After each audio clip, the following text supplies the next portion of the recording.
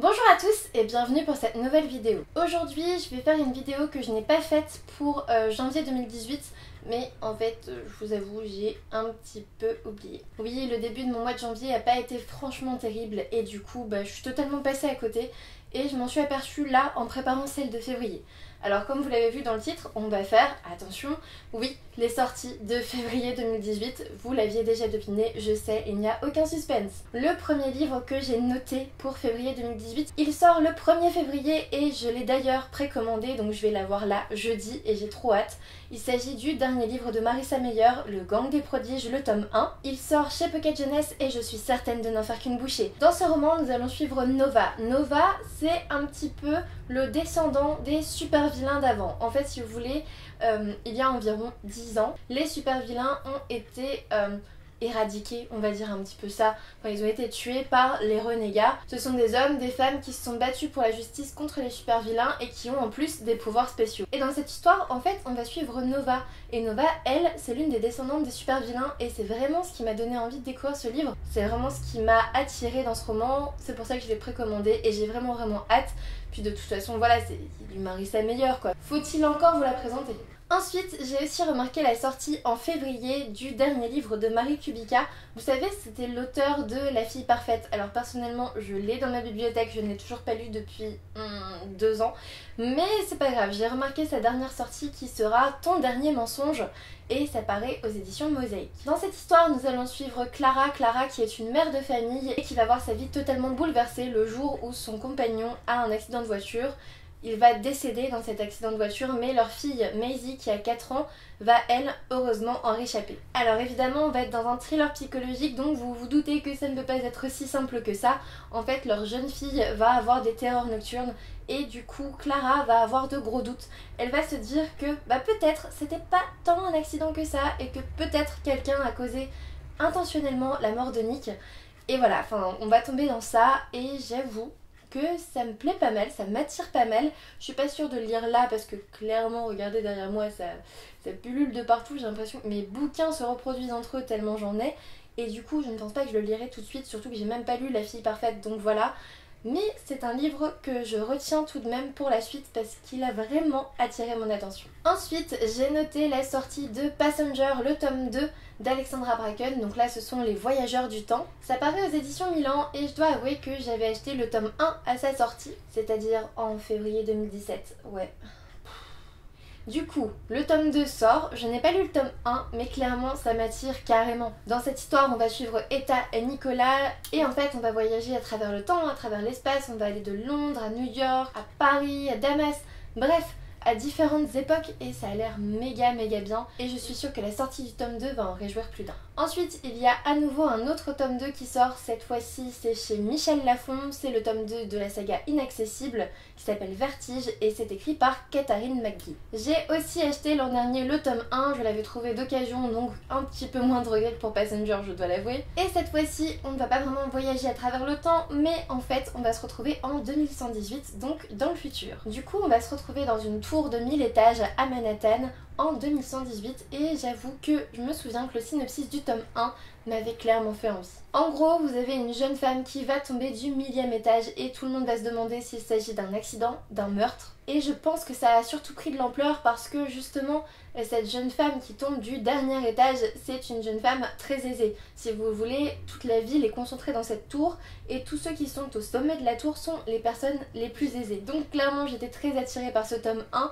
Il va peut-être falloir que je me dépêche de le lire pour attaquer le tome 2. Ensuite, il s'agit d'un livre que vous ne pouvez pas louper. Il s'agit d'Un palais de colère et de brume de Sarah J. Maas aux éditions La Martinière Jeunesse. J'ai personnellement ce tome 2 en anglais. Vous savez, le premier tome c'était Un palais d'épines et de roses. C'était un énorme coup de cœur pour moi l'an dernier, je m'en souviens très bien. J'avais même acheté le tome 2 dans la foulée. Tome 2 que je n'ai toujours pas lu, mais je l'ai. Il est en anglais là juste derrière. Et du coup, moi c'est un livre que je lirai en anglais. J'avoue que j'avais été vraiment emballée par la plume de Sarah J. Maas et je me vois mal du coup lire la traduction pour les tomes suivants. Le tome 1 racontait l'histoire de Fer, qui est une jeune fille assez pauvre. En fait, au tout début, on va dire que c'est un genre de réécriture de La Belle et la Bête. En gros, Fer va devoir suivre une bête absolument atroce. Il vient la chercher parce que clairement elle a fait des grosses bêtises, elle a tué un fae, enfin voilà c'est un monde fantasy donc voilà, ne m'en voulez pas si je me trompe un petit peu, et du coup elle va dans le royaume des fae et donc il y a une petite réécriture de La Belle et la Bête qui est vachement bien, mais surtout dans la seconde partie le rythme accélère, on va se retrouver dans un autre monde, on va découvrir un tout autre univers, de tout autre personnage qui annonce le tome 2 et j'ai juste envie de lire le tome 2 parce que c'était vraiment trop bien. J'ai passé des nuits, des soirées entières à lire le premier tome, surtout en anglais, vous voyez on lit forcément bien moins rapidement et j'ai vraiment adoré le tome 1, donc le tome 2 ça me réjouit vraiment qu'il sorte en français parce que je sais que vous êtes beaucoup aussi à l'avoir aimé comme moi. D'ailleurs, si vous voulez en savoir plus sur le tome 1, n'hésitez pas à aller voir la vidéo que j'avais faite pour ce coup de cœur. Ensuite, un livre que vous ne pouvez vraiment pas louper non plus, il s'agit du dernier Clarisse Sabart, donc aux éditions Charleston, qui se nomme Le Jardin de l'Oubli. Alors pour le coup, je triche un petit peu parce que je l'ai déjà lu en tant que lectrice Charleston 2018 et je vous le conseille à 100%. J'ai été totalement happée par ce récit, c'est à nouveau une quête d'identité, une quête d'origine comme Clarisse Sabart sait si bien le faire. Cependant, je l'ai trouvé assez différent de ses titres précédents et c'est ce qui m'a beaucoup plu. J'avais peur que ça soit assez redondant et rassurez-vous, ça ne l'est pas du tout. Dans cette histoire, nous allons suivre Faustine qui va être en convalescence dans l'arrière-pays niçois et qui va aussi écrire un article. Et en gros, elle va découvrir ses origines et on va suivre en parallèle du coup Agathe en 1910 qui va faire la connaissance de la Belle Otero. Et voilà, je ne connaissais pas vraiment La Belle Otero avant, mais j'ai tellement adoré ce roman, j'ai tellement adoré le parallèle entre le présent et le passé. Si vous aimez les quêtes d'origine, les quêtes d'identité, les histoires familiales, franchement foncez, Clarisse Sabart, c'est vraiment pour vous. Ensuite, à nouveau un tome 2, il y a le tome 2 de la saga La Magie de Paris. Donc cette fois-ci c'est Le Calme et la Tempête, c'est écrit par Olivier Gay chez Castelmore. J'ai le tome 1 dans ma pile à lire numérique et j'avais vraiment hâte de le lire et j'ai pas encore eu le temps de le faire. Mais je suis sûre que j'y plongerai avec plaisir. Un autre livre que j'ai remarqué pour février 2018, il s'agit de Les Derniers Battements du Cœur de Kelly York aux éditions Pocket Jeunesse à nouveau.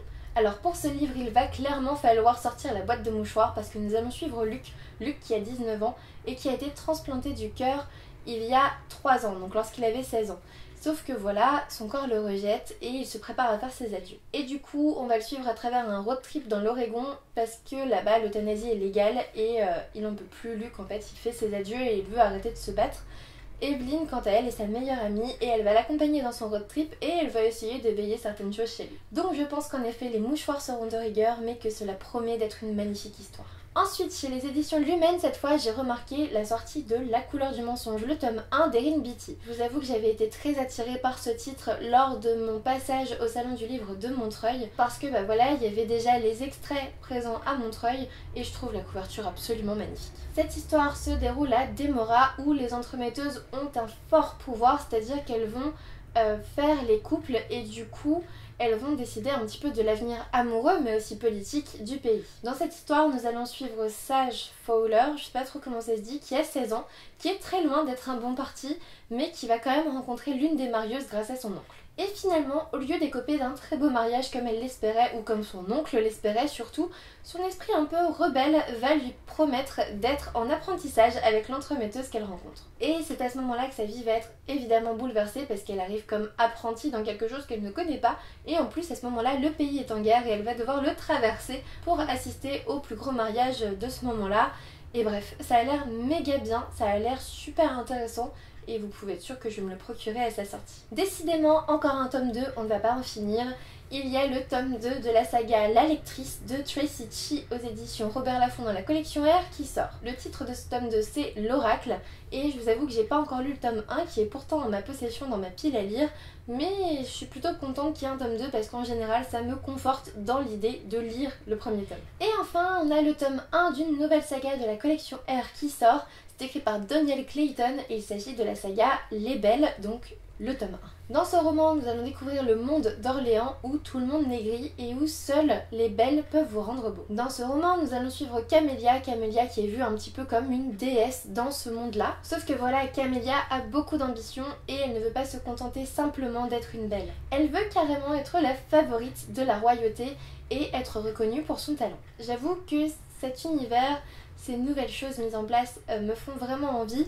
J'ai hâte de voir ce que ça donne et que voilà, Camélia va savoir me séduire. C'est maintenant terminé pour cette vidéo, je viens de vous parler des sorties de février 2018 qui m'intéressent. N'hésitez pas à me dire si j'ai loupé certaines sorties, si d'autres sorties de livres vous intéressent, parce que voilà, je ne connais pas toutes les sorties de livres en France et j'ai pu en louper certains qui pourraient aussi m'intéresser, donc c'est toujours intéressant cet échange. N'hésitez pas à mettre un petit pouce bleu si la vidéo vous a plu, à vous abonner si ce n'est toujours pas fait, et puis moi je vous dis à bientôt pour une nouvelle vidéo.